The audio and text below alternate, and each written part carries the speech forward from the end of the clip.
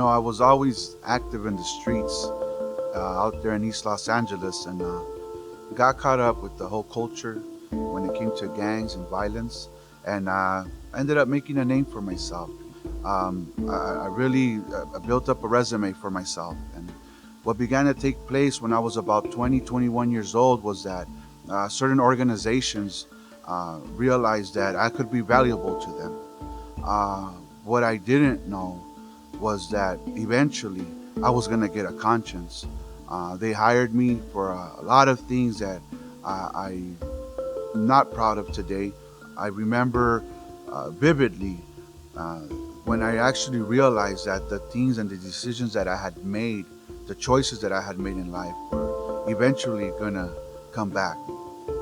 There was a saying on the street, what goes around comes around. And now I had realized that I had a wife and I had children, and you know what? I didn't want to be around when these things came back for me or for them.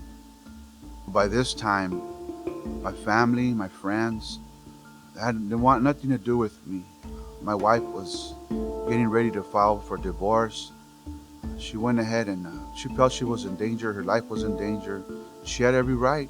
They were coming by the house and shooting the house up, and we were moving a lot of drugs out of the place. And she felt that it was time for her to go, so she picked up my kids and uh, she left. Right around that time, I had got in a severe car accident. I ended up getting shot. I didn't see where things were going to get better. I knew they were going to get worse. So it was sunny, it was midday. I remember I took the black Honda Accord that day. That was my choice car when I did things like this. And that day I remember pulling into their neighborhood. They realized that I wasn't dead, and they knew I was going to come back for them. They had relocated. It took me some time to find out where they had relocated. And once I found out, I figured out a strategy, a plan to get back what I felt they had taken from me. I drove into this neighborhood looking for vengeance, and it looked like I seen my opportunity. I seen this young man, and he had his Charlie Brown shirt and a hairnet and his big pants and his fancy shoes, and he was at the wrong place at the right time, I felt. And I realized, here's my opportunity to get back. He looked at me, and I asked him where he was from. He looked at me and said, "What's up, man?" I said, "Listen, where you from, man?" And as he backed away from the car, I realized that he might run. I exited the vehicle and I cut him off, and I approached him and I said, "Listen, where you from, man?" He told me, "Hey, relax, relax," because he seen the weapon in my hand. And I made my way up to him because I realized he wasn't going to tell me where he was from, but I felt he was the guy I needed to get. I tried to pull up his shirt to look for tattoos. He was backing away from me. I realized this was taking too long and I had to do what I came there to do. So as I backed up and I told him who I was and where I was from, and I put the weapon up to him, he let me know who he was and what he represented. And I realized that it wasn't who I was looking for. But at the same time, I wasn't sure. So I forcibly put him in the car. In my confusion and my delirium, I I ended up, trying to kill him in the car. And he told me in my confusion, "Do you want to see a cholo play?" It took me back. It blew me away. As a matter of fact, I took it as a form of disrespect. I said, "What did you say?" He said, "Do you want to see a cholo play?" He was trying to get my attention. I had a gun in my hand, and I was wailing it in the car, and I'm sure he was afraid. I was thinking to myself, a cholo play? Come on. See, you got to understand, before this, I didn't know about Victory Outreach. I didn't know about productions or dramas or anything like that, of that manner. So I told him, "Don't ever disrespect me like that, man." Well, lo and behold, he reaches for his pocket and he pulls out a ticket that God was going to use to change my life. It's actually the ticket that I'm holding now. I've been saving it for 12 years. It's very significant to what's taking place in my life today. He gave me the ticket and I looked at it and realized there was cholos on the ticket.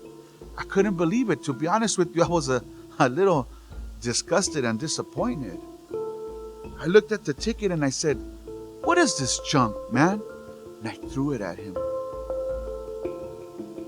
for the first time, I heard an audible voice tell me, take the ticket back. And in an audible voice, I bet this guy probably thought I was crazy. I returned and said, I don't want the ticket back. Once again, the audible voice told me, take the ticket back. I look over to this gentleman. I say, give me the ticket back, man. He had already put it back in his pocket. He says, yeah, man. He goes back in his pocket. He gives me the ticket back. I take another look at it in disgust and I threw it on my dashboard. Anyways, that day I realized that this wasn't the guy I was looking for. I let him live. I ended up getting a phone call from my wife, who had already left with the kids, and asked me what I was going to do that day. Jokingly, because I didn't attend church in any way, shape, or form. Jokingly, I looked at the ticket and I said, hey, guess what? I'm going to church. She asked me, no, really, what are you doing today? I said, no, really, I'm a good man. I'm going to church. She convinced me that she would come to church with me, and that day we ended up, the line was out the door, out the gate, almost to the 7-Eleven. As a matter of fact, we were in line behind hundreds of people, right in front of the dentist office. Well, when we made our way into the sanctuary, we ended up right around the front row. I guess God has a plan. As I sat there through the production, I was blown away. I realized that people were aware of the way I was living and the decisions I was making. And I gotta say that literally God used that production to touch my heart. You know, I felt like God came down to my level and showed me that He cares and that He knows, and He was giving me a way out. I'm so glad that Victory Outreach is out there on the streets and taking the gospel to the street. I thank God that they're in the inner cities. I'm so grateful that God would create a strategy for people like me, for families like mine, to be restored, to give us hope. A year later, as I'm trying to find my place in the church, and I'm a little confused of what's taking place, but I know I belong here.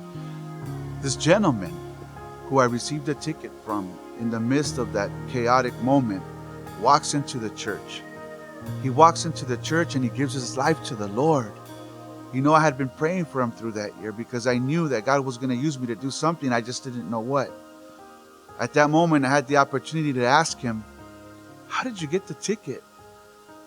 Well, he goes on to tell me that he was on the phone that day with a young lady who promised him a good time.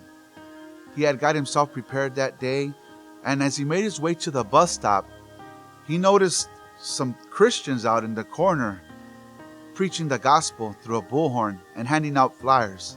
He was trying to avoid them. He made his way to the bus stop trying to, not be visible. And they approached him. They asked if they could pray for him. They did. They offered him the flyer and asked him if he would like to come. He said, nah, he wasn't interested, but he would take the flyer. That was actually for me. He took the flyer and he put it in his pocket. And he made his way on the bus that day as I was making my way to the location with the intent of murder. And he was on his way to the location in promise of a good time. I guess we were all both pursuing sin. It's amazing the way God works. And that's how I ran into him. And that's how we got the ticket. The church here at Victory Outreach Eagle Rock was evangelizing in Atwater that day. And God gave this gentleman the ticket that was going to change my life. God not only restored my marriage and my relationship with my children, He restored my life. I have 2 new children, and now recently my son, my oldest son, who had strayed away from the things of God, has recommitted his life to Christ. And now I gained a daughter-in-law and a granddaughter who are now part of the church. I'm so blessed with what God is doing, and I'm excited. I'm grateful for what He did in the past. I'm so blown away by what He's doing today. I'm part of the ministerial staff today. I'm an associate pastor here at Victory Outreach. My wife is part of the steering committee. I got my girls and my son in the gang. God's anointed now generation. I'm really grateful for that. I got my children in the kids gang and even a granddaughter today. And I'm excited to see what God's got in hold for us in the future. And I know that even though through this production, it might have just brought in a handful of us, but I know that God is going to use our families to touch thousands in the future.